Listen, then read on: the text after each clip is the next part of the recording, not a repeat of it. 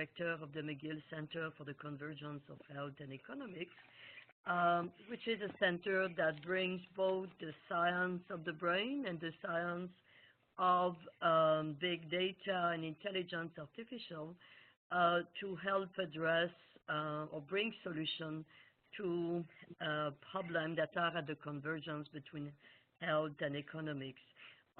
This series that is co-hosted by colleagues who will be introducing themselves is targeted to both expert and trainee on the computer science as well as more on the modeling and on the substantive issue.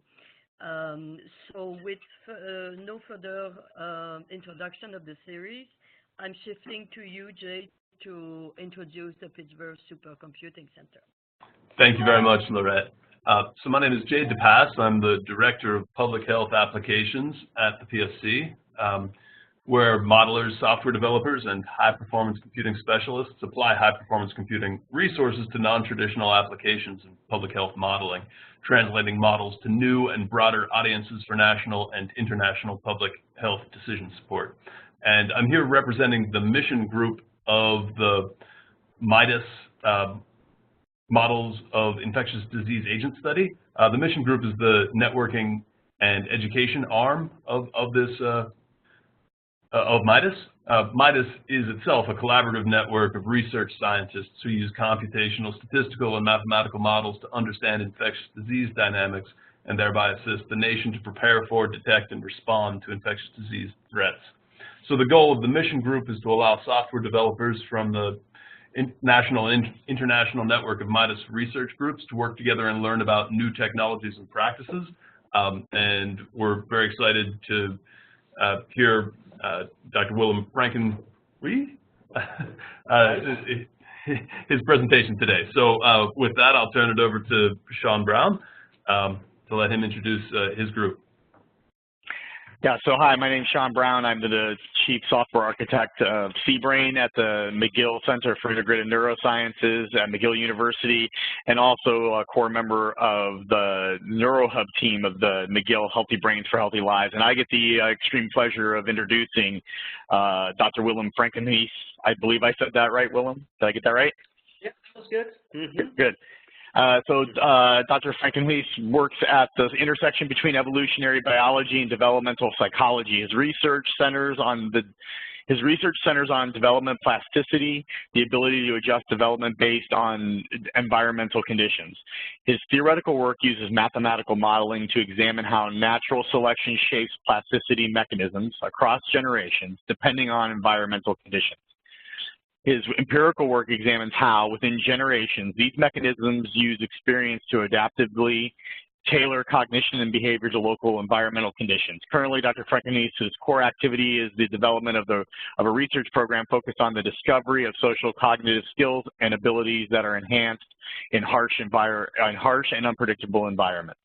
Dr. Frankenhuis obtained his psychology Bachelor of Science in 2005 and his Master's of Science in 2006 and his MA in Philosophy in 2006 as well from the University of Amsterdam. In 2012, he attained his PhD at the Biological Anthropology in Biological Anthropology at the University of California, Los Angeles, UCLA, before joining the Cognitive Development Center of the Central European University as a postdoctoral researcher in Hungary. In 2012, he became assistant professor, and in January 2018, associate professor at the Department of Developmental Psychology of the Behavioral Science Institute at the Radboud University in I'm going to butcher that. Nijmegen. Did I get that right? Nijmegen. Yeah, and the Netherlands. So, and personally, I'd like to thank Dr. Frankenhuis for coming to talk. We've been reading your papers, especially the stuff that's on mathematical modeling, and we really, really are excited to hear what you have to present to us. So thank you for joining us, and I will pass it over to you. All right. Well, thank you, everyone, for joining this morning. I'm very appreciative of the invite, and I look forward to exchanging ideas with you today. So I'll be presenting a little bit of the more theoretical work on the modeling as well as the empirical work. And during the Q&A, we can delve deeper into either of these topics or both.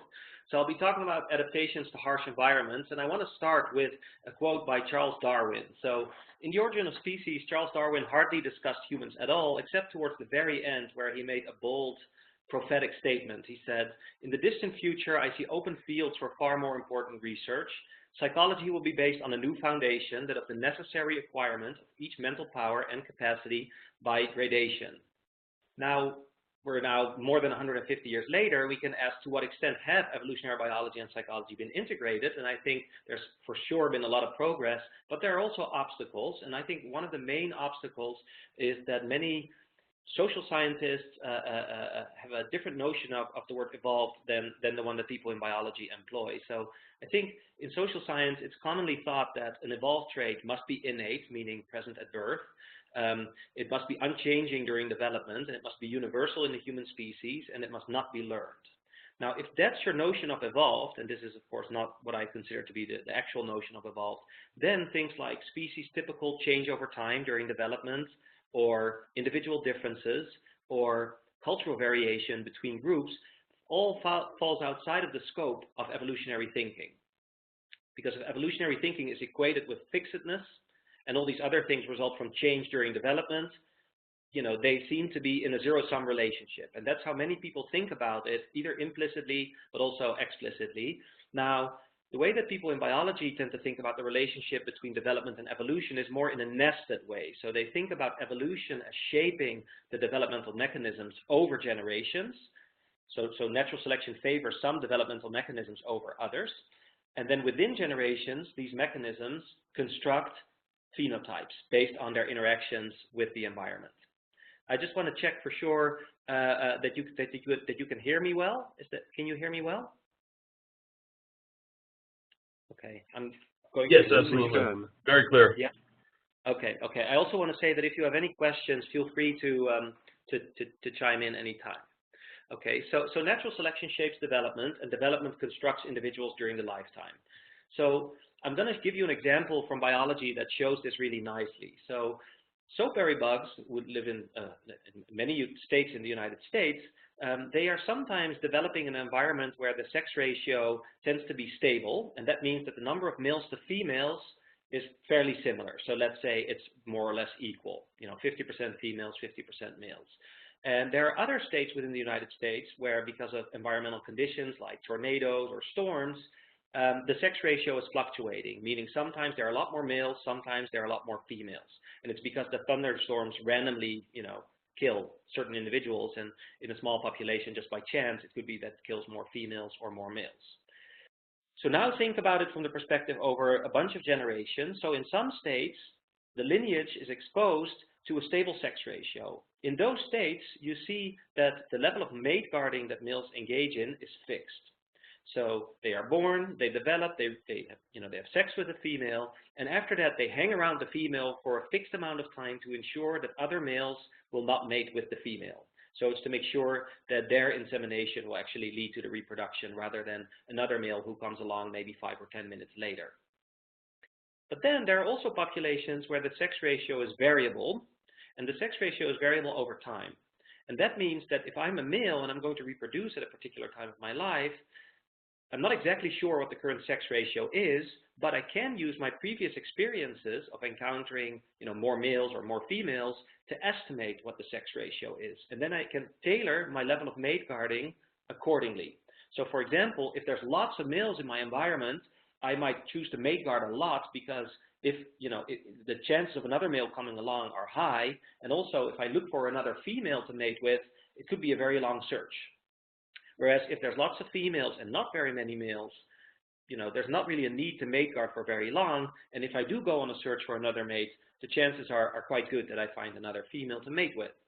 So what's interesting about this is that it shows that natural selection in some conditions constructs developmental mechanisms that have the property of plasticity.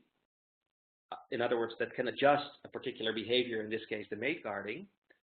But in other environments, natural selection does not favor plasticity. It actually favors a fixed level of mate guarding.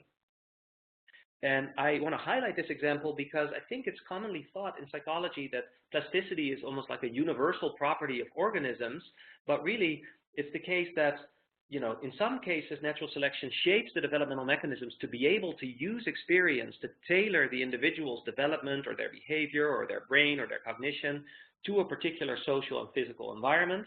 And in other cases, it doesn't.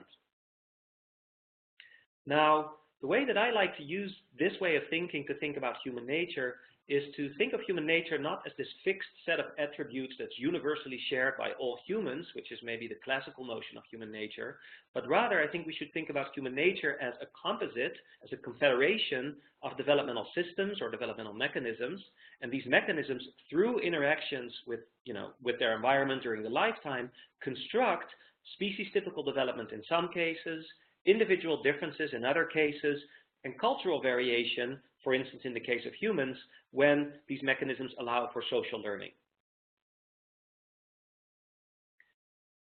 Now, we can not only study the way in which natural selection shapes the developmental system and then which kind of outcomes these systems produce, which is what I just explained, but you can also study how the system gets there. What's the developmental trajectory through which the mechanism is constructing the phenotypic outcome. So, for instance, the individual differences. And in some cases, you'll see that these experiences in early life have a major impact. And that's, of course, very, very important to know, because if that's the case, maybe you want to target interventions during that period. Now, in other cases, it might be so that experiences during another window during the lifetime, for instance, adolescence, will have a particularly large influence. It could be the case, for instance, that feedback about your attractiveness does not have a major impact on your mating strategy if you're very young, but when you hit puberty, such feedback really shapes, you know, the way you relate to individuals you're attracted to, so your strategies, your mating strategies. And to understand, you know, in which cases natural selection should shape species-typical development, individual differences, or cultural learning, and how natural selection should shape the trajectory of plasticity within the lifetime, which is what the graphs that I currently have on show you, we build mathematical models. Because it's very complicated to understand when multiple variables interact, you know, what's the optimal outcome for selection. And so you might think of an environment that is, you know, autocorrelated. So, you know, yesterday predicts today, but it's imperfectly predicting today. So there's some degree of fluctuation and fluctuations in particular that might not be predictable. And then, you know, the organism is trying to estimate the current state of the environment. It's trying to adapt to the current state of the environment. And based on the statistical properties of the environment and based on some of the properties of the organism, you know, you would expect the organism to be equipped with certain kinds of developmental mechanisms, and these mechanisms would produce certain trajectories of plasticity within the lifetime. This is at a quite kind of high level, kind of, you know, abstract level, and, you know, we can get more specific about how we model this using, for instance, Bayesian updating and other assumptions later, if you like. And so, you know, a couple of papers about this topic of sensitive periods in development that might be of interest to some of the people here, I put on this slide so it's easy for you to backtrack them. Now, one of the things that the models show is that there are different reasons for why there might be sensitive periods in development. And so when I say why, I mean this not at the level of proximate functioning, so I don't mean how the mechanism is producing it, but what I mean is the selection pressures that resulted in the system that produces the sensitive periods. And so it could be the case that certain cues to the state of the world, the current state of the world, are only available at certain times of life. And so you would expect the organism to be particularly susceptible to these cues during that time of life. So you would expect those cues, if you present them outside of that window, to have less of an impact on the organism's development. Then the information value of a cue might be variable. And so if it's the case that during certain times of life, the information value of cues is very high, meaning it really allows the organism to infer a good estimate of the state of the world. So for instance, if I try to estimate my attractiveness, the feedback that I receive during puberty is really more reliable than the feedback I receive, you know, when I'm much younger in my, you know, in my earlier years, or, you know, then you might expect that cue is going to have bigger impact. Now, the fitness benefit, so the extent to which the information that I sample from the environment affects my survival and reproductive success could also be variable within the lifetime of an individual. So for example, if I'm postmenopausal, information about, you know, my reproductive value cannot impact my fitness as much as when I'm much younger in life. And so that information about your reproductive value should have more of an impact earlier on. And then, you know, plasticity actually is in some cases costly for organisms to have, because they need to construct the sensory and the perceptual and the brain machinery that allows organisms to sample the environment, to learn about the current state of the environment, to make predictions about future states of the environment. And the cost of building and maintaining and running those mechanisms could also be different at different times of life. So all these four examples provide a reason for why a particular experience might have a bigger impact during some times of life than others. Okay, so one of the assumptions that was missing in a lot of the evolutionary models when I started reading about this, you know, in graduate school, was that many of these models assumed that organisms could kind of instantaneously construct a phenotype. So it was as if, you know, I wake up today and I figure out that I'm in a world where it's really good to be an extreme basketball player, metaphorically, and thus I become a very good basketball player right away. Or I estimate the environment to be dangerous, and there are certain adaptations that, you know, reduce the risk of my being predated on, and so, bum, I develop those adaptations. Now, in the real world, when we develop traits, we construct them gradually in many cases. And so some of you will be familiar with the gradual modularization of the brain for faces and for other input domains that are prevalent in our environment. A wonderful example of gradual specialization exists in Daphnia. They are little crustaceans. They're little creatures that live in the water, and they are sometimes in a pond where there's lots of predators, and that's really bad because it increases their mortality risk. And sometimes they're in a pond where there are not that many predators. And what's interesting is these animals have evolved the property of plasticity in developing adaptations for protecting against these predators. And already when they're inside the egg, so you can see on the right side a Daphnia mother that has eggs inside her, and inside each of those eggs is a little Daphnia. And through the membranes of the eggs, the little Daphnia are already getting signals from the mother that they're currently in an environment where predation levels might be high or low. So this is like intrauterine programming, except inside the egg. It's prenatal programming. And the little Daphnia inside the egg already start constructing this helmet. And then when they are born, postnatally, they sample themselves their environment. And it's a bit morbid, the cues that they use, because what they actually use as cues are the floating body parts of conspecifics and some of the chemicals that are released when a predator is chewing on a conspecific. So they are born, they sense these cues, and they're like, oh no, I'm in a world where there's lots of floating body parts and lots of chemicals that indicate predation risk. Of course, this is not a conscious process necessarily, but they use these cues to then construct their helmet. And so those individuals who, to reach a really impressive helmet, which is the defense against the predators, you need to already start building it inside the egg, and then postnatally you continue building it. And so I thought it's unfortunate that many of the models in evolutionary biology do not capture this property. So I started building models that do incorporate this property.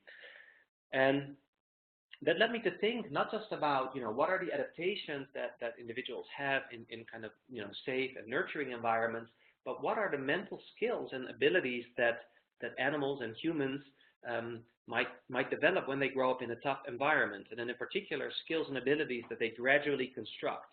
So not just states where the individual is shifting back and forth between different states depending on their current situation, but really where they, over the course of development, construct particular skills and abilities that are important to have in an environment that's dangerous, that's unpredictable, where resources might be scarce, or where there might be food insecurity.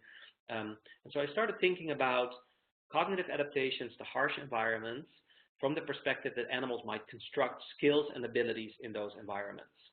And when I started reading about this in the animal literature, there were some really nice results showing that although animals who grow up in these harsh environments often do less well on many different cognitive tests, there are actually some where they do perform very well. And so this was kind of eye-opening for the behavioral and the cognitive biologists, and then I thought, okay, but I'm a human psychologist, and when I look at the human literature, it seems like these types of findings hardly exist in humans, where the focus is really on the deficits that people develop when they grow up under chronic stress. And so when I speak of chronic stress, I mean prolonged, intense periods of stress. And the model that many people in psychology and developmental psychology have is that if you are exposed to chronic stress, that has an impairing effect on your brain, a toxic effect. It's sometimes called the toxic stress model, but the allostatic load model. There are different labels for it, and those toxic effects on your brain then manifest in impaired performance across a variety of cognitive tests.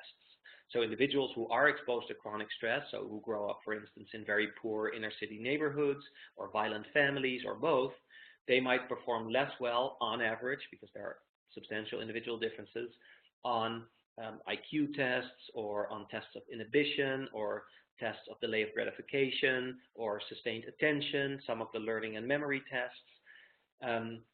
And this is to me a very important message.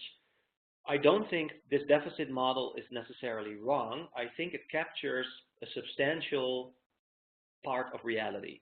So I'm not arguing against the deficit model, but I do think the deficit model is incomplete. And I do think people have been kind of, in a way, myopically focusing on deficits without asking the question, what are the skills and abilities that humans might develop if they grow up under chronic stress?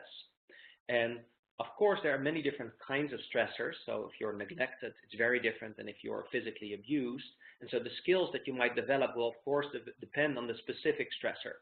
And so in any particular study of skills and abilities in harsh environments, we shouldn't just ask a general question about stress, but we should really say, okay, so if an individual is exposed to these particular stressors, which particular cognitive abilities should we look for?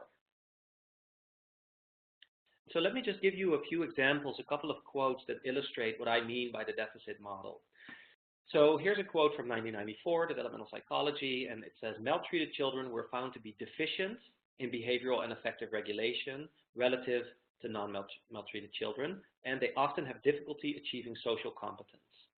And so notice the language. So a non-deficit description would be if you say these children are different in behavioral and affective regulation, and they develop different social competencies. But the focus here is that what they cannot do, they are deficient and they lack skills and abilities. Another example is about children with insecure attachment styles. Those individuals may or may not have had a harsh environment, but on average, people with insecure attachment styles have experienced more insensitive parenting and maybe more aggression and so on.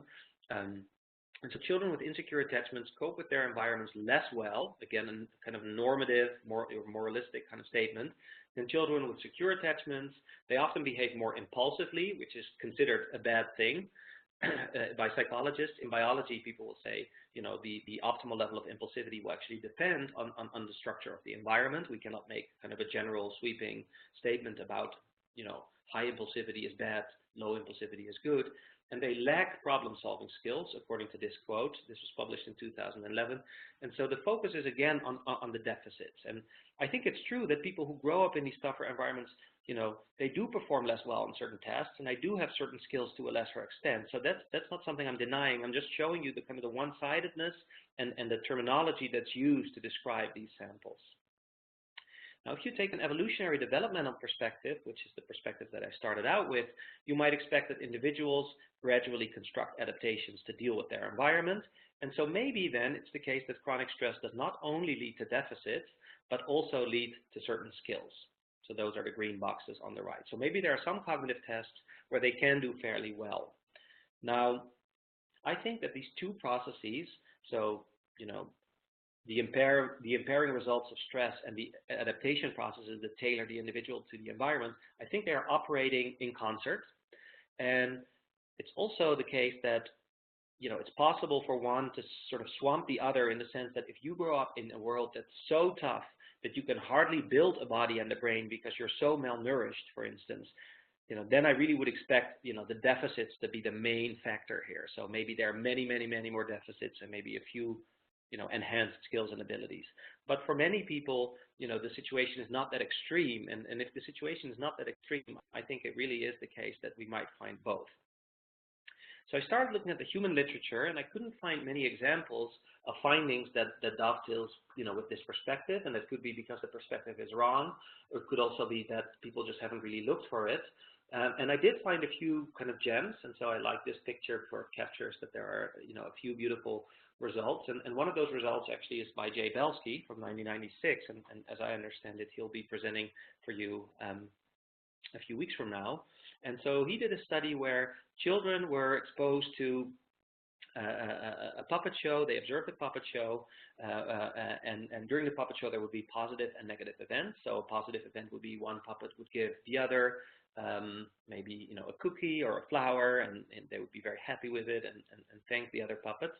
A negative event could be that one puppet dropped a hot cup of tea over the arm of the other puppet who was now in pain and crying. What's interesting is that this was actually a prospective longitudinal study. So at 1 year of age, they measured the attachment styles, secure, insecure, of these children, and then they showed them the puppet show at 3 years of age. And then after the puppet show, they asked children in a free recall task, can you mention, which things you have seen and which positive and negative events you've seen during the puppet show? And here are the results.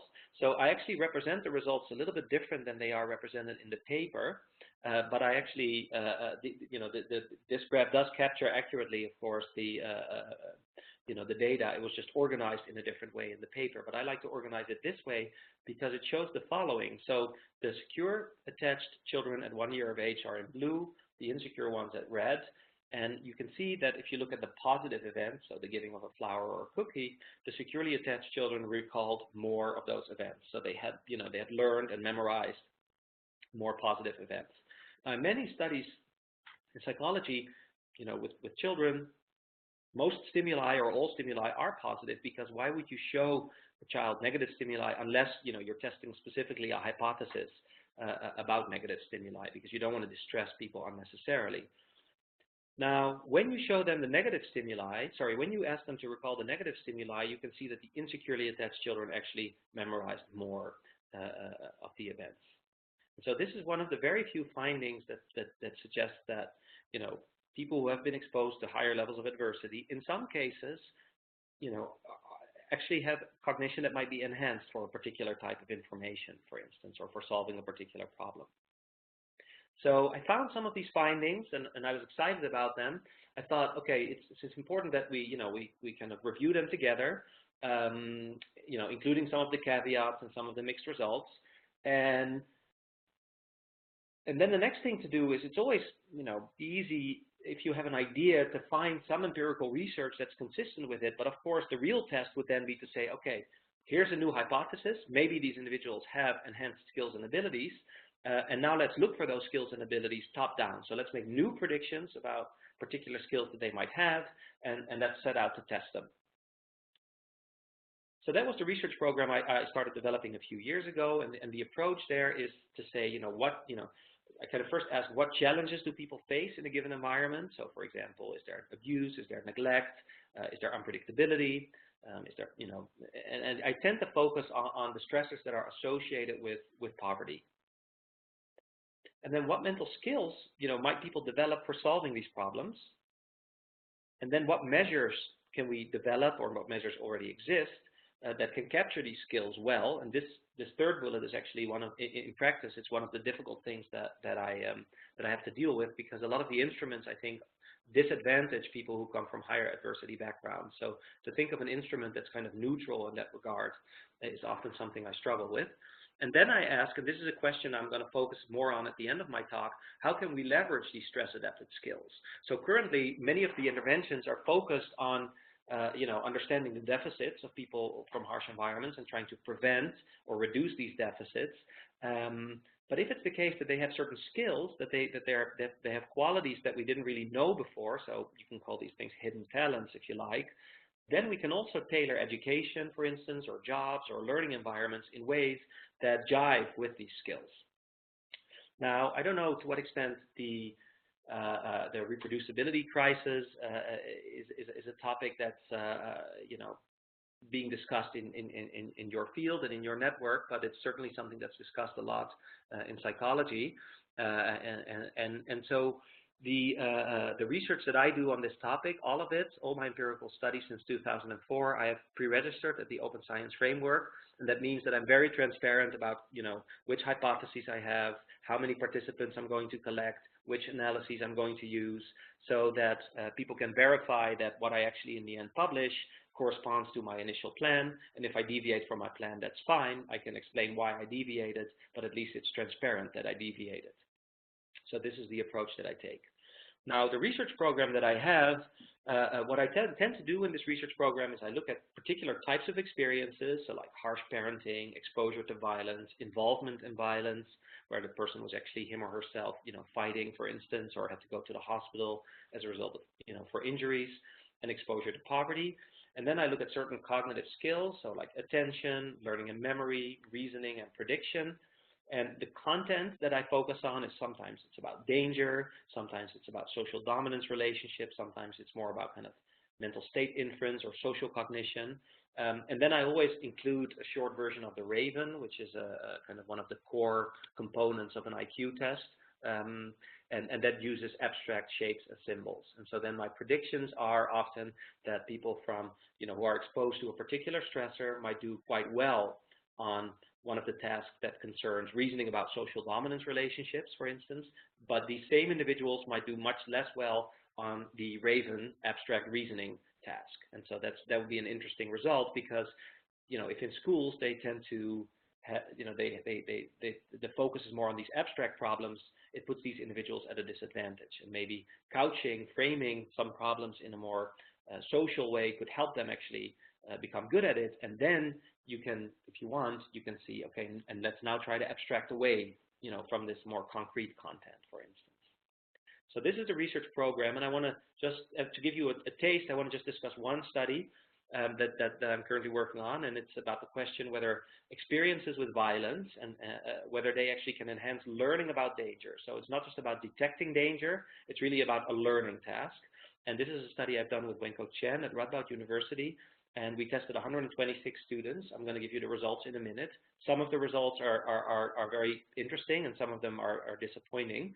And what we want to do now is we want to see if we can replicate these results in a much more socio-economically diverse sample than the students. So you can see this study as kind of a first study in a series. And so the independent variables in this study are the neighborhood violence scale and some items of the Youth Risk Behavior Survey. And the neighborhood violence scale measures the extent to which people in their neighborhood, observe or feel afraid of violence. So it's about exposure to violence. And an example item would be in the neighborhood where I grew up, most people felt unsafe walking alone after dark. The Youth Risk Behavior Survey has many different kinds of items, but I'm specifically interested in only 4 items, and I also pre-registered that at the Open Science Framework, and those are the items that concern actual involvement in fighting. And so an item there would be, during the past 12 months, how many times were you in a physical fight? And so, as you might imagine, in my student sample, there's not that much variation on these items, therefore, of the Youth Risk Behavior Survey. But I already know that in the more economically diverse sample from previous studies, I know that variation is much more substantial. So I'm really interested in seeing what the results are going to look like there. Now, the dependent measure is learning about danger, and we're using a task that's very, I guess, simple. It's a very straightforward task. And that's one reason why I like it, because it's been used quite a bit in cross-cultural research, and I've been involved in some of that work myself. It's basically flashcards. I'm going to show them to you in a minute. And then you show a picture, let's say, of an animal, and you say, is this animal safe or dangerous? And you provide information about the flashcard, and then later you ask people to recall it. It's a very straightforward, dichotomous information. These flashcard paradigms are nice because you can also test them in settings that are outside the lab. So you can take them to a community center, or you can take them, to a community that's living, in a very different situation than the Western modernized world. And so Clark Barrett has developed this task, and he studied it in Fiji, in Ecuador with the Shuar, in Los Angeles, and a couple of other cultures. And a consistent result there, and this is some of the data that Clark and I have worked on together, a consistent result there is that the danger information is recalled better than the other information. So this is true for most people. Okay, so you can see here on the y-axis recall success, and then you can see information about danger is the blue line, information about location, for instance, of an animal is the green line, and you can see that the blue line tends to be higher, and that's true both for the Shuar and in the US sample in this study. It also tends to be true across different categories. So if we provide danger information about animals or about foods or about artifacts. So what you see here is just a general enhanced danger learning effect at kind of a species typical level. So most people remember danger information better than other information, and they do that for most categories. That's the message here. What's nice about this study is that individuals were tested directly after presentation of the stimuli, but also a week later, and that effect persisted.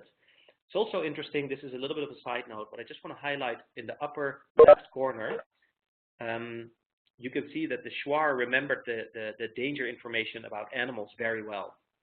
And so I think that's a noteworthy result, because in their environment, dangerous animals really are a concern, like big cats or snakes or spiders.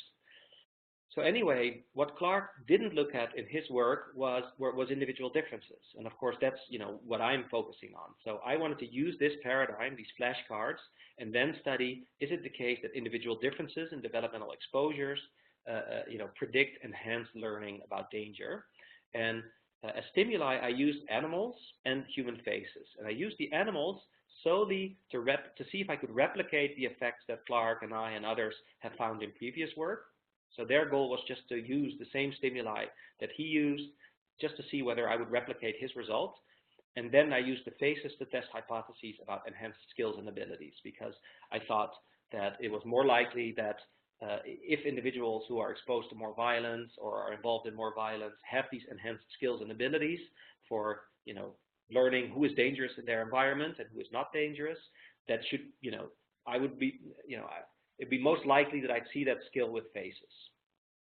And we provide only two types of information. Information about dangerousness, so safe or dangerous, and information about location. So I'll show you stimuli now, just so you have an idea about what it looks like. So we show an animal like this, and we say, this animal lives in Australia, and it's safe. And this animal lives in Africa, and it's dangerous. Now, of course, the information was always counterbalanced, so each picture appeared, with the safe and the dangerous information, and the Africa and the Australia information. I should also say that we started off, before this study, doing pilots, where we showed people a larger set of pictures, and then we asked them, do you think this animal is safe or dangerous, without having provided any information. And if there was a picture where everyone thought it was a dangerous animal, so imagine I show you, a great white shark, that wasn't in the set, but imagine a great white shark, everybody's going to say that animal is dangerous. And then if I tell a participant, oh, this animal is safe, they're probably not going to believe it. Their prior knowledge is going to swamp the learned knowledge. And some animals just look so cute and fuzzy that it's very unlikely that they're dangerous. And so we selected the pictures where, people were kind of ambiguous. They're like, I don't know if it's dangerous, maybe not, maybe it is. And the same thing we did for humans. And so this is one of the faces that we used, and then we said this individual is dangerous, and this individual lives in a house, and then this other individual lived in an apartment, and this individual is safe. And we showed 12 animals and 12 faces to all participants. So was it within subject's design? Okay, so here's the data that's focusing just on the question, do we replicate the results that Clark Barrett and collaborators have found previously? And the D prime on the y-axis is a measure of accuracy. It's similar outcome measure. It's just resulting from signal detection theory instead of proportions. And it shows that both for the animals and for the faces, the danger information is substantially better recalled. So that's nice, because that, then I thought, okay, good. I replicate the results of Clark Barrett, and now I can start looking at the individual differences. So my next two slides will be, one slide will show you the neighborhood violence scale, which is just about the exposure to violence, and then the memory for the danger information of the human faces. And the next slide will be the one which is about the involvement in violence. So unfortunately, on the exposure to violence, I did not find support for the hypothesis that I was interested in. So as the exposure to neighborhood violence increased, performance declined slightly. And you can see that the confidence intervals get wider and wider, and that's because in the student sample, there weren't that many individuals who scored high on this neighborhood violence scale. And so most people were somewhere in the middle. They had some neighborhood violence, but not a lot. Now, if you look at the involvement in violence scale, the results, I thought were much more interesting, or at least, more consistent with the hypothesis. So here you can see that as individuals were more involved in violence, their learning about location information seemed to go down, but their learning about danger information seemed to go up. So this interaction was statistically significant. I also did Bayesian analysis over the data, and what the Bayesian analysis tells us is that this effect is, at the moment, it's fairly weak. So it's not the case that we can have a huge confidence in this result, but it's certainly promising enough to follow up on. And so my next step will be to conduct this exact same study with a much more diverse sample, and then see whether I replicate this result. And I'm doing this in a registered report, and I'm curious, maybe during the Q&A we can talk about registered reports. It's a particular format that's related to pre-registration, but it's specifically a pre-registration that you submit to a journal rather than just upload somewhere. And the journal then reviews your research plan, and they can say, okay, well, maybe, you should, add another scale to measure your independent variable, or maybe you should have more trials, or maybe you should, have more participants to increase the power of your study. So they can give you feedback, and they can, if they don't like the study, they can also reject it. But they might also say, we're going to accept your research plan as is, or after some revisions, and however your results then come out, we're going to publish it. And so what's wonderful about this format is that it's rewarding quality and not outcomes. It's not necessary for your p-value to be below, below 0.05 for a journal, to be interested in your paper. I'm kind of putting it a little bit cynically, but in practice, unfortunately, that is the way it's been for a while, and that's now fortunately changing in psychology.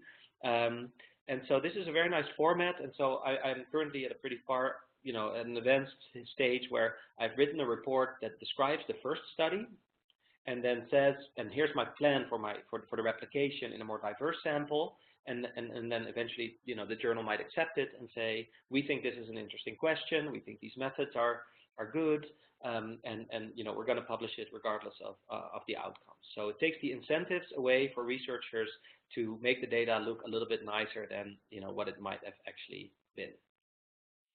So let's zoom out again. So the goal of this approach or this perspective that I'm working from is not to deny that people who grow up in under chronic prolonged stress, that they have certain cognitive weaknesses or certain deficits, and I think that's very well documented. There's decades of research on this. Many psychologists are interested in this for good reasons, and people try to help people to reduce these or prevent these deficits, and I'm all in support of that. But I also do think it's the case that it'd be really interesting if more people focus on potential skills and strengths of people who grow up in tough situations, and so that's the perspective that I've highlighted here. And I think there are many applied I think this perspective can have huge applied value, although of course it will depend on the empirical yield. But one of the domains where I think the applied value is very substantial is in thinking about education. So rather than, so at the moment it's the case that children are often adapted to the classroom environment. So the classroom is a certain way, so you need to sit still, you need to learn from a book, you need to take tests a certain way. And a child who's not very good in those circumstances, maybe they grow up in a very chaotic household and they're constantly, scanning their environment and they can't sit still, that child is really at a major disadvantage. what this perspective, to me, suggests is we should also think about how can we adapt the classroom to the individual's pre-existing skills and abilities, and in particular the skills and abilities that people who are at a disadvantage because they've developed in these harsh conditions, the skills and abilities that they bring to the table. So, for example, if their attention, they're not so good at focusing and sustaining their attention on a static stimulus, but they're quite good at scanning their environment and quickly shifting between different tasks, which is what some of the research that's recently coming out suggests, it'd be interesting to think about, rather than giving them a static book, trying to give them some dynamic stimulus to learn from, like a dynamic touch screen, or to allow them to move while learning, which has already been shown to help children in general, and even more so children with ADHD, but that might also work for children who come from tough circumstances, who do not have any ADHD diagnosis. So I'd like to use this perspective to think about individual and classroom learning and testing environments. So I just mentioned that individuals, this is some of the recent work coming out by the group of Vlad Griskevicius, and so he has been working with his graduate students on research suggesting that people who grow up in tough environments, they might be quite good at shifting their attention quickly and not really having a major performance loss if they shift between different tasks, especially if they're kind of in a stressed mindset. So it's a combination of current state and developmental history. And also their working memory seems to be quite good. So they actually seem to be, in some cases, better at very quickly updating their memory, but then their long-term retention might be impaired. And so it's interesting that some components of their memory systems might be enhanced and others might be reduced. And understanding these skills as well as deficits better gives us a well-rounded picture. And that well-rounded picture we can use in education and employment. And so Bruce Ellis and I, and I'm currently actually in Bruce Ellis's house in Utah. I'm visiting him because we're working on this project, and we have a research network that's focusing on developing research from this perspective. Bruce Ellis wrote a paper last year that just came out a couple of months ago in Perspectives in Psychological Science, which reviewed kind of everything that, oh, a bird just flew against the window, that reviews all the human work, but also the bird work and the rodent work that I mentioned earlier, and has a long section also about the potential applied value. But one of the main messages in this paper is also we don't know all that much yet about potentially enhanced skills and abilities. So we also hope that other people will do research on this topic, and then 10 years from now, we know whether or not this is a generative approach. So I'm going to end with a question for you. And my question is, what skills and abilities do you think people develop when exposed to particular stressors? If you have ideas about this, I'm very open to hearing them. We can talk about them now, of course, but also if later you can email me, or we can talk over Skype sometime. I'm very interested in your thoughts, and maybe it's the case that there's a skill that really seems interesting to pursue, and then with the research network, we might develop a project around it, in collaboration, of course, with the person who came up with the ideas. And so we're open to thinking through this with you. In addition, I've talked a little bit about modeling in the beginning. If you want to talk a bit more about how these models are constructed and what kind of computations are being used and what we can learn from these models, I'm also very happy to talk more about that in the Q&A. Yeah, I hope it was clear. I went just a little bit faster than I usually do because we started slightly later, and I know we all have busy schedules. But I hope you got the message, and I'm very happy to hear your questions and ideas now. Great, thanks, Willem. That was an excellent presentation. I will be opening the floor to questions, but I'm going to reserve the right to ask the first question. I think the work is very interesting in terms of looking at how children may develop in dangerous environments. Have you thought more? I mean, is this something that could be more specialized to, say, I'm trying to think of like a particular behavior, like if I'm in an environment where my parents have so specialized my eating habits, I may learn, down the road. So adapting the idea of the dangerous environment to a specific type of environmental or developmental way that people have approached their, like for instance, I was thinking of your employment thing. If I'm a person that is out in the scarce job market, do I develop skills that help me in a scarce job market versus the one that's in a plentiful job market, so that when the job market becomes scarce again, somehow I've adapted in a way that makes it more likely to be able to get a job in a scarce environment. Is that an appropriate type of question for this kind of framework, or is it mostly just for the childhood development motif? I definitely think it's an appropriate question. So one distinction that I've recently been thinking about and actually spoke with Bruce Ellis about yesterday. We can make a distinction between skills and abilities, and so I like to think of skills as being quite specific and applying to a narrow context. So, for instance, I might have skills in soccer, or I might have skills in in drawing, and these skills, to develop these skills, you're using abilities which are more general, faculties of an organism. So an ability could be something like you use your memory and learning abilities in order to construct a specialized skill for a particular function. So I think, if you're growing up in a particular environment, I think you're honing both skills, those more kind of narrow, specific things, as well as abilities. So if you're in a world where there's constant change, for example, or you constantly have to make the best of scarcity, you might develop some abilities like search strategies that would work well in an environment that are where there's a lot of scarcity. And for instance, you might develop better intuitions about when you should jump on an opportunity versus when you should continue, checking out whether there are better opportunities elsewhere. Yeah. And some of the more, let's say, some of the higher levels of impulsivity that are observed in people who grow up in more unpredictable and more harsh environments,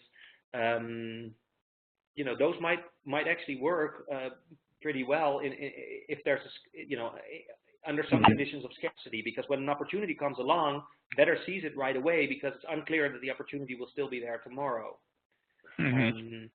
So the thing is, this hasn't been tested, but I'm just saying, I think, the question you're asking is one that's worth asking, and it's interesting to think about not just very specific skills that apply to a very specific context, like, detecting an angry face if you grow up in a physically abusive household, but also thinking about transference to other contexts where an individual might benefit from these skills. Yeah, and this may be more of a comment or a fruitful discussion. I had been thinking a little bit more about the discussion we had prior to this webinar about the use of, because as you know, we're interested in building agent-based models at the population level that might take some of the information that you're gathering from these empirical studies and your mathematical modeling. And I thought about it hard because I thought about if I'm making a population level model where I'm actually looking at parental bed hedging type things, I'm going to have to run a model for a lot of years to be able to actually produce that. But I think that there's a lot of fruitful work there in that running more or looking at more of the mathematical modeling and the more like a simpler simulation modeling work that's been done, and having that inform an agent-based model about what the propensity of, what certain skills that children may develop that then can lead to behavioral decision-making and things like that. So I think that's I think there's a lot of fruitful work there to be done. So again, thank you for the talk. I really appreciate it. Yeah, let me briefly comment on that. So I agree, and so I've talked mostly about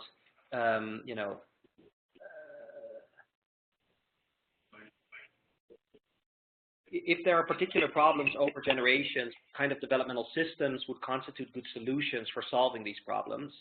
But you can also, think about developmental problems and the statistical properties of those problems, and then ask, what are the optimal solutions for individuals to have? And the way that I've talked about it now was largely based on, on kind of reasoning and intuition. So, you know, we're thinking, oh, if a person grows up in a world that's unpredictable in these particular ways, it would be adaptive for the individual to have this particular strategy, and then we might test for that strategy. But really, a more rigorous way of arriving at that hypothesis, or maybe a different one, if our intuitions are misleading, is to formalize, you know, what would be the optimal strategy in a particular ecological context. Now, if it's the case that the costs and benefits of a strategy depend on the strategies adopted by other individuals in the population, you're getting into a game theoretic situation, right? And so, in order to then know which strategy would be adaptive for individuals to have, you'd actually need to model the whole population scenario, because it could be the case that, you know, that the strategy that seems intuitively the best one is not the best one because of some complicated population level dynamic. Yeah. Okay. That makes. I think that makes sense. I think I understand what you're saying. So, but let me open the floor to. I know I see that Lorette has Professor Dubé has unmuted, so I'm assuming that you have a question, Dr. Dubé. Yes, thank you, Willem, for an excellent presentation. My first question relates to the transferability of what one may learn in harsh environment. Sean's question whether it can be applied across different domains of harsh environment.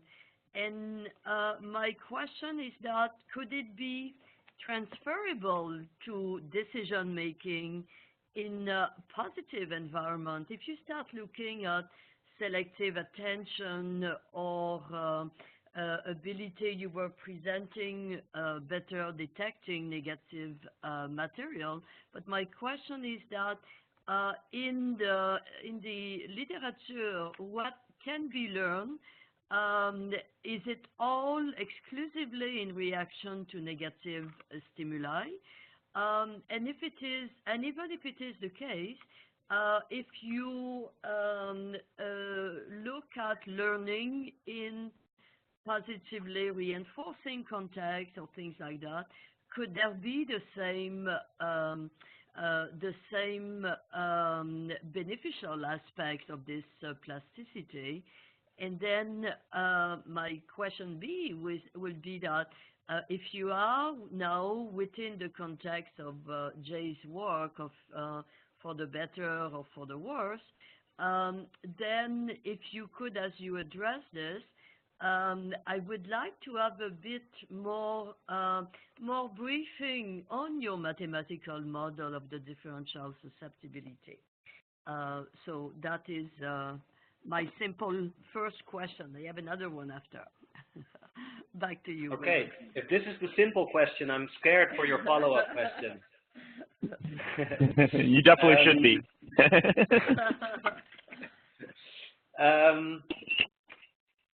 Well, so, you know, whether skills or abilities, you know, that have been learned or that have developed are transferable, it's hard to answer in general, because it will depend on the skill and the ability, and it depends, you know, on the context to which you're trying to generalize or transfer.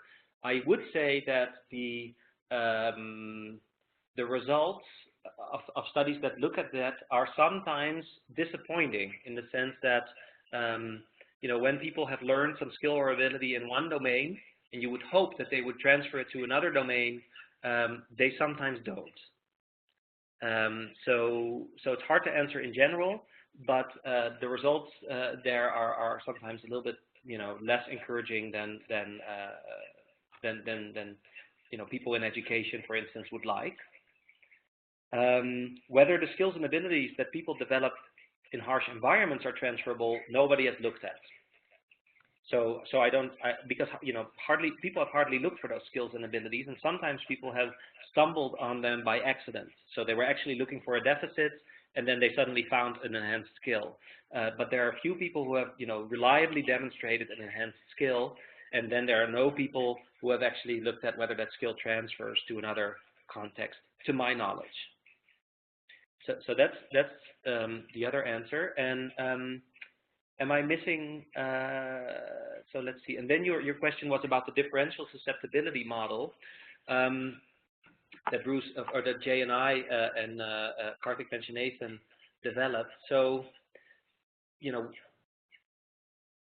So theory in psychology, especially in developmental and social psychology, tends to be verbal theory. So it's using concepts, to describe relationships between constructs, and that's differences in physics or different evolutionary biology, where most of the theory is formalized. So people build mathematical models of the ideas, of the relationships. And there are very good reasons for doing that, and there are many reasons for doing that. One of the reasons for doing that is that natural language is always ambiguous, whereas formalized language is not ambiguous. So for instance, if somebody says, if the environment is variable, then natural selection should do X. That may seem like, a solid statement, but of course, the environment can be variable in many different ways. So people might say, okay, if the environment is varying spatially, so, it's varying in space, or if it's varying in time, temporally, what would natural selection favor? So that's already more precise, right? But then if you look at, for instance, variation in time, there can be many different kinds of temporal variation. So even the notion of temporal variation is vague. You need to actually, make that more precise. And what the mathematical models do is they clearly show that these verbal notions are imprecise, and then they invite the researcher to be more specific about the kind of temporal variation that they have in mind, or maybe to explore different kinds of temporal variation, and then you get multiple dimensions of the environment and the organism interacting with each other, and then to observe, and sometimes even population level processes, like what Sean was mentioning, and then you get outcomes, and those outcomes are very difficult to intuit, but the models can compute them. And so sometimes the models and the intuitions give you the same answer, and sometimes they don't give you the same answer. And so the reason that I wanted to model Jay Belsky's differential bed hedging hypothesis differential susceptibility is that because at the time it was mostly a verbal theory that he had, and it was quite widely cited, and I wasn't convinced that in an environment that's variable, natural selection should favor parents who produce offspring with varying levels of plasticity. I also thought that the theory wasn't clear on all dimensions, including exactly the kind of variability that Jay, for instance, had in mind. And so it was nice to work with him to try to clarify more precisely, how he was thinking about the environment and how he was thinking about the organism, and then to calculate, what would be the optimal kind of composition of offspring for parents to produce. And so the main result is that with spatial variation in this simple model, so you always have to realize that these models are, of course, they make certain assumptions, and you need to defend those assumptions and make them very clear and explicit. But the assumptions of a model can always be wrong. But given the assumptions of the model, which we defend in the paper, with spatial environmental variation, so imagine a city that has different patches, some are safe, some are dangerous, you would not expect parents to produce offspring with varying levels of plasticity. So that's actually a restriction on the theory. With spatial variation, you wouldn't expect it to evolve. But with temporal variation, if the environment is varying through time, and all individuals are simultaneously exposed to these differences over time in, for instance, the level of harshness of the environment, then there is a narrow range of circumstances where parents might benefit from producing offspring with varying levels of plasticity. There's a larger range where parents do not benefit from doing that. And so what the paper then shows is that it's logically a possibility. The theory is logically a possibility, but it's not a very likely explanation of individual differences in plasticity. That's what our model suggests. It could be the case that there will be future models that lead to different conclusions, but these were the conclusions that we derived from our model in the paper. Very, very useful. Thank you. Sean, I will let you be back to the floor, and pending upon the other question, I will come back if there is time with my second part. Thank you for your question, Laurette. Laurette, Sean informed me by chat that he has a conflicting meeting that he has to run to, so if it's okay, I'll handle the rest of the Q&A session. So if anybody has a question that they'd like to ask right now, please channel up. Otherwise, I have one that I'd like to put forth that might betray my bias toward infectious disease modeling. And that is, I'm wondering if you'd considered looking at the effect of lifelong social learning about transmissible diseases, lifetime exposure of people in one's environment, and the impact on decision-making with regard to the perceived risk from diseases. I'm thinking about the kinds of strategies that people have to react to perceived risk in terms of willingness to vaccinate to prevent measles, for instance, or influenza, or behavioral adaptations to HIV or Ebola. So I hope that was a well-posed question. Yeah, it's a wonderful question, and it's also a question that I haven't given much thought, but as you were framing the question, like 3 thoughts already popped in, because it's an exciting question, and so let me just share some initial thoughts about it. So one interesting possibility that, to my knowledge, no one has looked at is that people who grow up in more disease-ridden environments, and of course, disease is more it's more prevalent in low SES communities than in higher SES communities for a whole bunch of reasons. It might be the case that people in those environments actually develop enhanced cognition, also for detecting or avoiding or some certain kinds of diseases. Now, there are also counteracting processes, like people might take more risk or might be more likely to have unprotected sex because they might not have the resources, or for other reasons, be less likely to buy preventative. One thing that I just want to suggest is that it seems interesting to think about: might there be cognitive skills that are related to detecting and avoiding disease that are more developed in people who are growing up in more disease-ridden environments? So that's one thought I had. Another thought is that sometimes you see that people who grow up in a world where there are, for instance, a lot of threats, that they interpret ambiguous stimuli, so stimuli where it's not clear whether there's a threat or not, in the direction of danger. And so it might also be the case that people who grow up in a more disease-ridden environment, if they are confronted with someone who has is displaying some cues that that may be correlated with disease, that they are more likely to interpret it as being indicative of disease, so that they have kind of a bias towards interpreting ambiguous information in that direction, which could then affect their behavior, which could then have consequences for, of course, the population level dynamic. And then there's a third thing, which is, I don't know if the behavioral immune system is a term that in your field is being discussed, but in psychology, it's a notion that's being discussed, and actually in the last 10 years there's been more and more research on it, and what it describes is the behavioral strategies that people use to navigate the disease landscape. And so is that a concept that's familiar to you, the behavioral immune system? It's a new term to me, but intuitively, I think that I capture I think that I get the meaning of it. Okay. Certainly something that I've written down and we'll look into further. Yeah, one person to consider looking into is Josh Tybur, Joshtyybur. He's doing some marvelous work on this, and there are other people as well.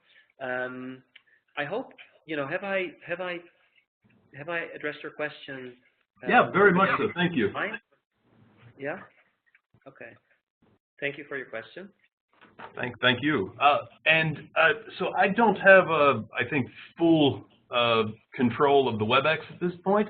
So if anybody has a question, just please unmute yourself and ask. Normally, I would expect a chat window, but I'm not seeing that. I found the chat window. I don't see any questions from the floor in the chat window.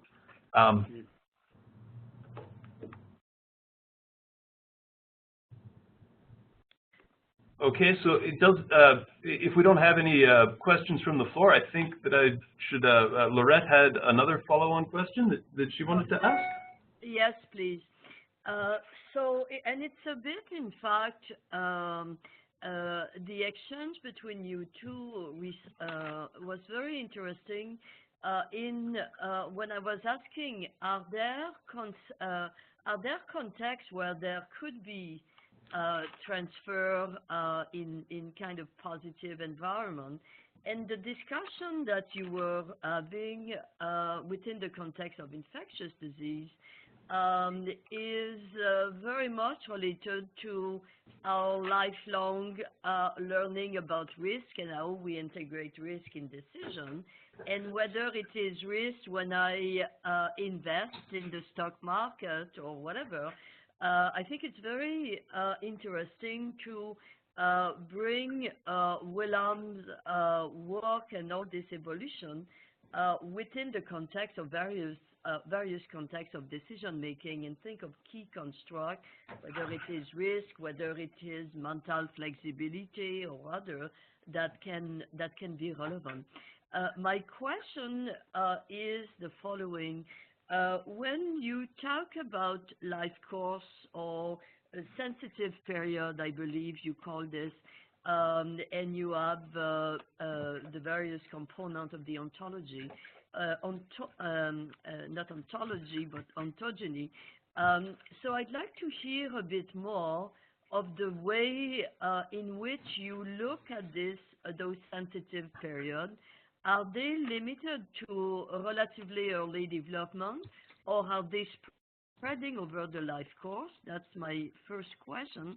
And related to this in some way, in terms of the learning of risk and the looking at sensitive period of learning potentially over the life course, you have one of your paper that I found extremely interesting, Willem, which is, the title is When Do Adaptive Developmental Mechanisms Yield Maladaptive Outcome?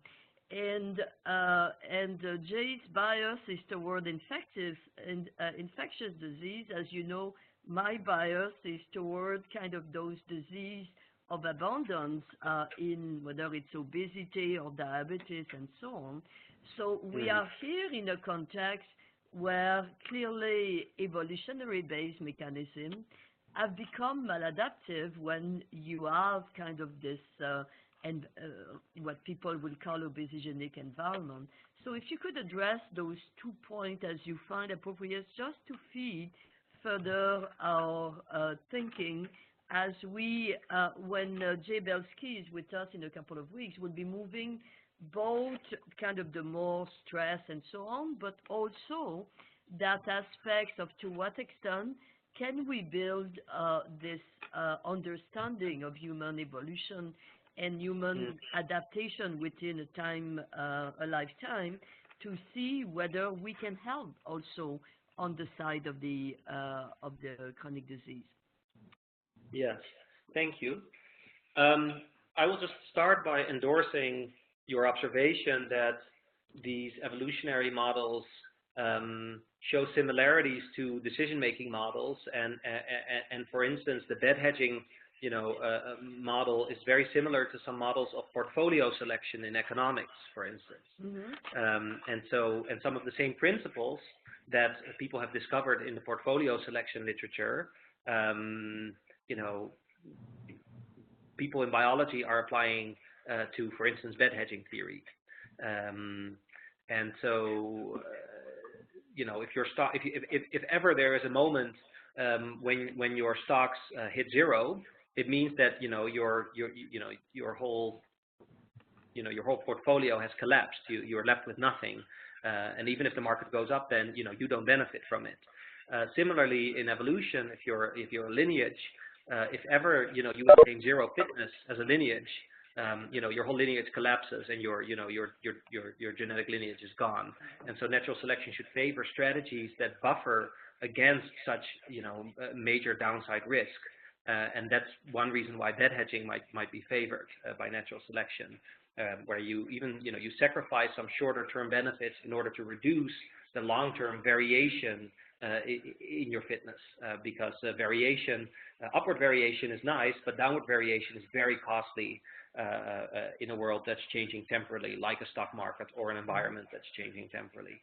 So I completely agree with the observation. Your second question was about sensitive periods, and I do think sensitive periods are there are different kinds of sensitive periods, and it can exist at different times of life. And maybe you remember the slide that I had with these lines, where one was kind of, in the beginning of development, it was more higher up, and another one was more during adolescence, kind of higher up. And so I do think that there are multiple sensitive periods, and if you're interested in reading about, multiple sensitive periods, you might be interested in the adaptive calibration model that Bruce Ellis and Marco Del Giudice have written about. I think, in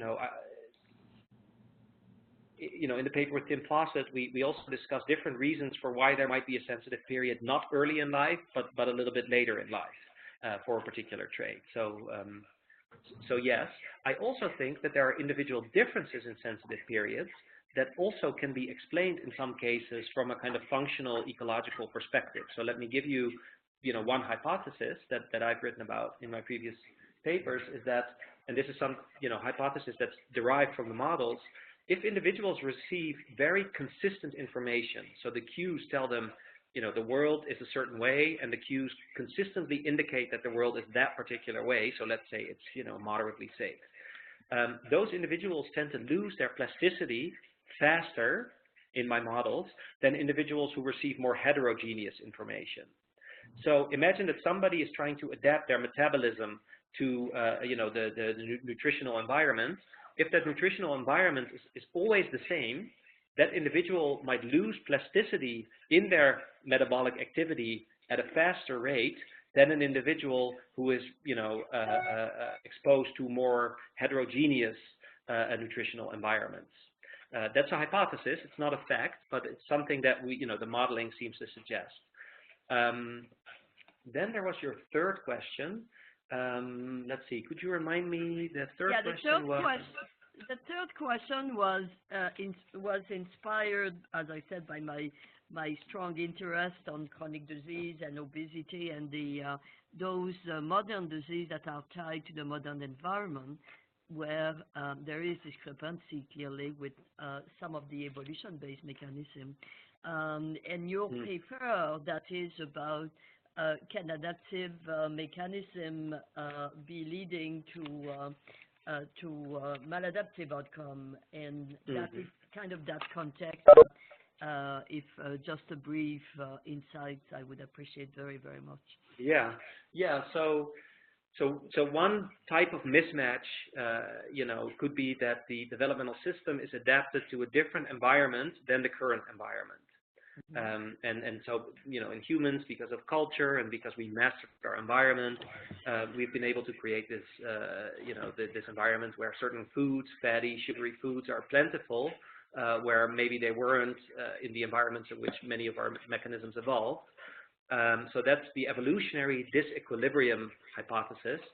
Then there's also, of course, the kind of the Barker, more kind of developmental mismatch argument, which is that if in early life you grow up in a particular nutritional environment and your metabolic systems become tailored to that kind of nutritional environment, but then you move, let's say, from a rural area in South America to, a city with a McDonald's on every street corner in the United States, it could be that your nutritional systems have calibrated early in life to a different nutritional environment than the one that they're currently functioning in.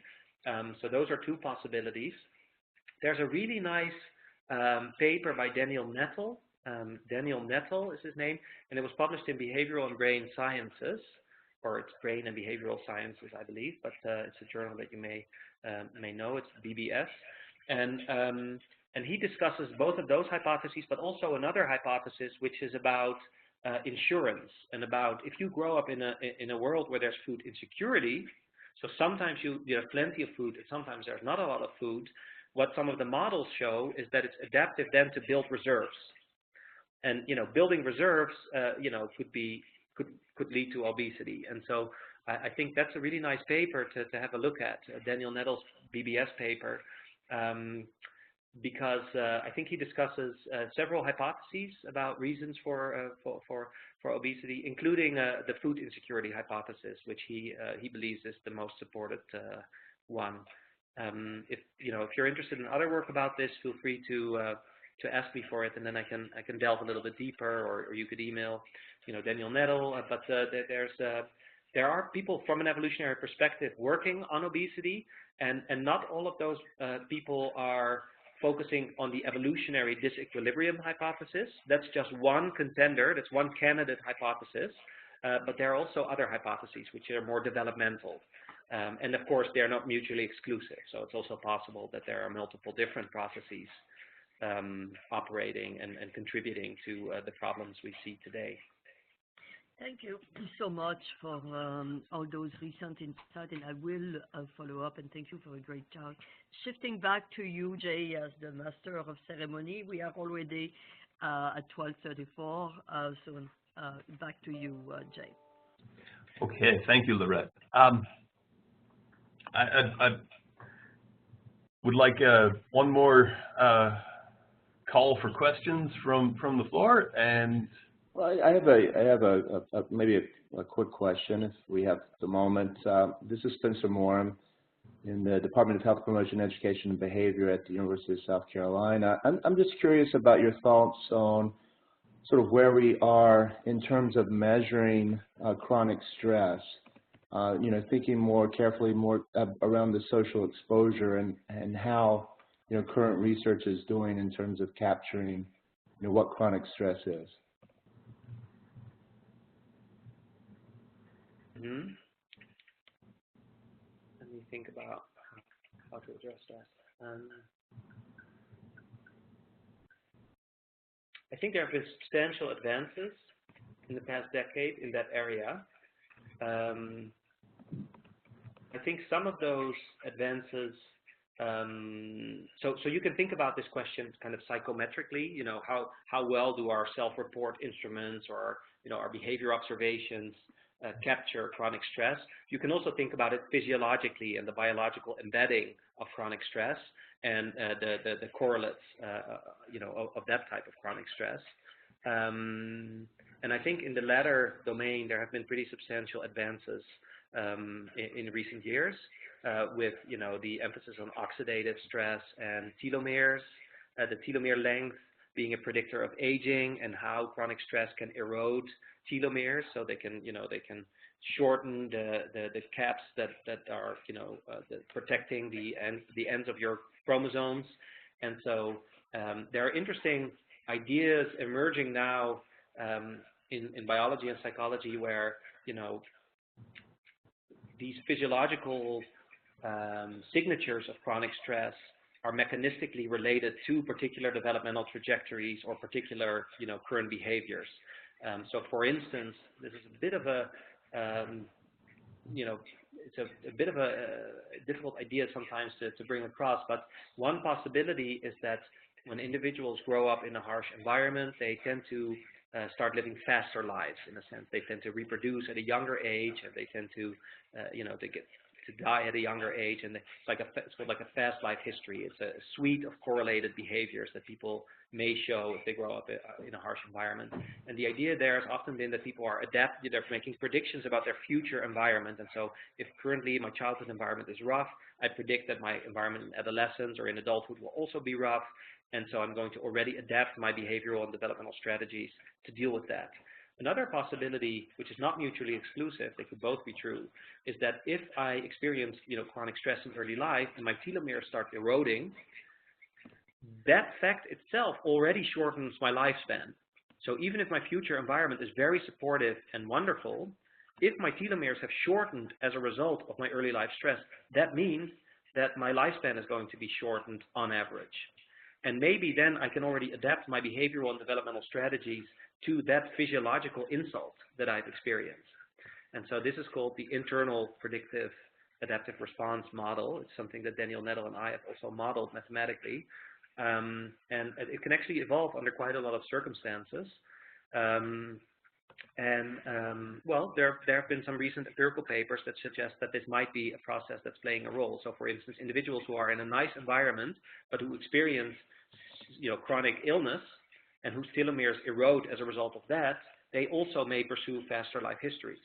And so for them, it's not because they're predicting something about their external environment in the future, but it might be because they're it's like you build a car out of, parts that are of lesser quality. That car is going to fall apart earlier, even if the road is very good, right? It's just a lower quality machine, unfortunately, that the system had to build because of the insults it received. So I don't know, that much about these, the biological embedding and exactly how chronic stress, gets under the skin and the signatures that you can, can measure and how these signatures correlate with each other.